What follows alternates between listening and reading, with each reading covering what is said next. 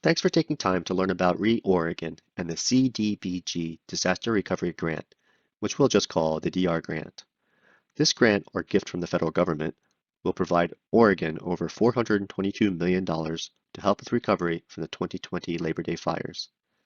This presentation covers the basics of the grant, the draft action plan, and how you can provide input on the final plan. We're going to share with you the DR requirements, which we get from the U.S. Department of Housing and Urban Development, aka HUD. We'll cover the draft budget and each of the proposed programs. HARP, for homeowners who lost their home to the 2020 fires. HOP, for renters who were displaced. IHA, housing assistance for folks who need help right away. Housing counseling and legal assistance. A grant program to support new infrastructure and mitigation investments, and recovery planning. Finally, we'll cover the process to finalize the action plan. We call this effort Oregon because it is about recovery, rebuilding homes, and revitalizing communities. The grant can also help us become more resilient to future disasters. There are three key principles guiding Oregon. First, to make sure everyone can recover, our programs are designed to reach communities that were hit hardest by the fires and face the greatest barriers in recovery. To give everyone a chance, we must target folks who face additional barriers. We will make extra efforts to make programs available to Latino, Latina, and Latinx Oregonians.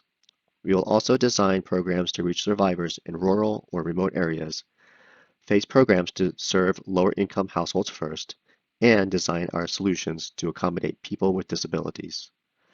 This is what we mean by an equity and racial justice approach.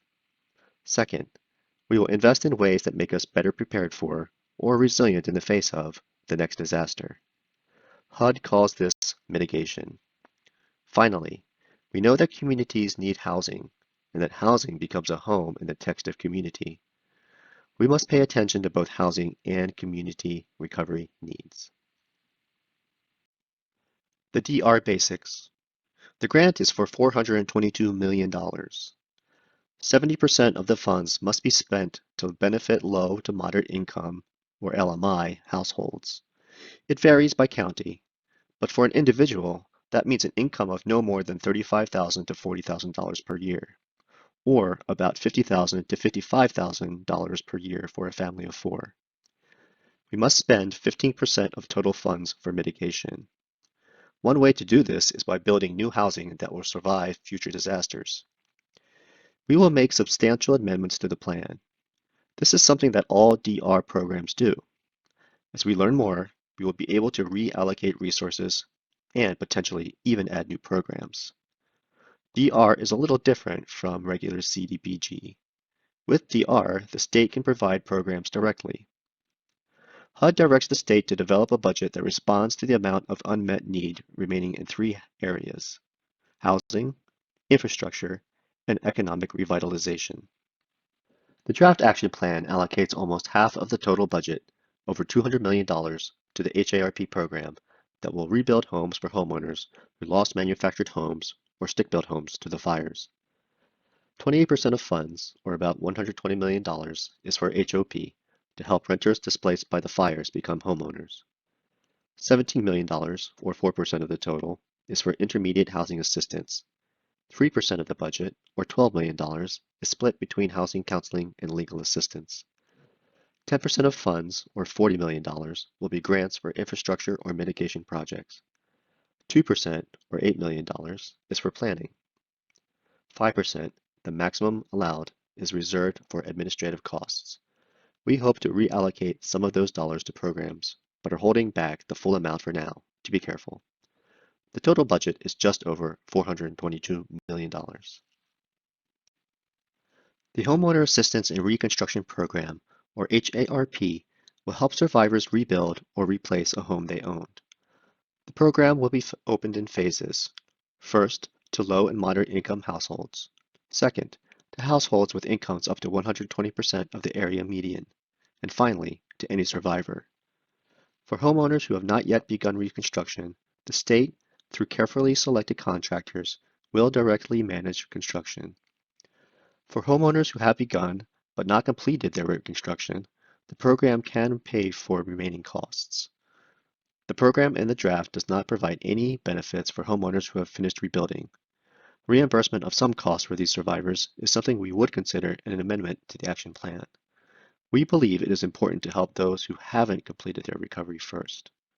HARP includes an ADU pilot program, a $4 million set aside to help fire survivors build accessory dwelling units if they would be willing and interested in renting them to low and moderate income renters.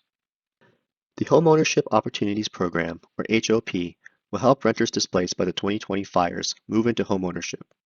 The first phase will help low and moderate income survivors. The second phase can help survivors with incomes up to 120% of area median income. 120% is the maximum HUD allows for this kind of program. HOP housing will be delivered in a similar way to HARP. In other words, built by state-selected contractors. New homeowners will be required to keep the home affordable for future buyers. The program is focused on new construction to expand the overall supply of housing. The Intermediate Housing Assistance Program will provide up to 36 months of rental assistance, help with relocation costs such as a security deposit, and housing navigation, case management, and other support services to disaster-impacted residents.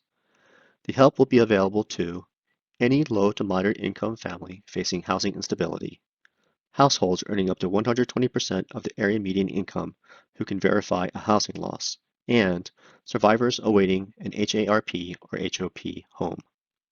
Housing and Recovery Services will pay for local agencies to help survivors access programs or other services to help with their recovery. Legal Services will fund help for survivors facing legal issues that are barriers to their recovery, such as unclear or cloudy legal title to property.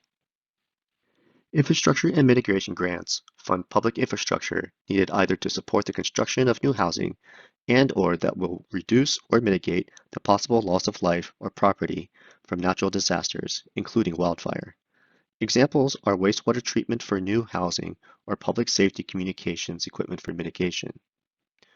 Eligible applicants for these grants are local and tribal governments, including schools or housing authorities and similar public agencies. Planning grants will be available to the same local agencies and also community development nonprofits or long-term recovery groups to help with the development of new plans or policy. The program will support planning related to housing development and land use, economic revitalization, infrastructure, or being ready for future disasters. Public input is essential to write a good action plan. Public input for the Oregon draft came from over 30 meetings with fire survivors, local governments, and nonprofits, and from an online survey that had over 300 responses. Oregon staff also reviewed needs assessments and other survivor surveys. Some of the key things we learned were 1. Many survivors were living in RVs prior to the fires. 2. Survivors at many income levels have insurance gaps. 3. We must ensure new homes are affordable and accessible for folks who have disabilities. And 4. The rebuilding of rental housing has been very slow in some areas. During the May 2nd to June 1st public comment period, we will have more small meetings with survivors, hold public hearings, and accept comments online, by phone, or however you want to make them. We will respond to all comments. Based on the comments received, we will revise the action plan and then present it to the Oregon Housing Stability Council, or HSC, on June 3rd. The HSC is the governing body of Oregon Housing and Community Services, which is managing Oregon. Based on HSC comments, the final plan will be edited again and sent to HUD for review on June 8th. We hope to have an approved plan by HUD in early fall. Unfortunately, programs will take some time to start. Like every part of fire recovery, we know this is happening far too slowly.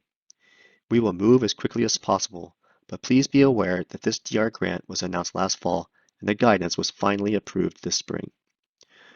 We hope to have the key programs such as HARP and HOP available in the first half of 2023. Intermediate housing assistance, if needed, would be made available earlier. Thank you for your patience and attention. To learn more about the action plan and public hearings, or to make a comment on the plan, please visit re.oregon.gov/action. hazardous.oregon.gov.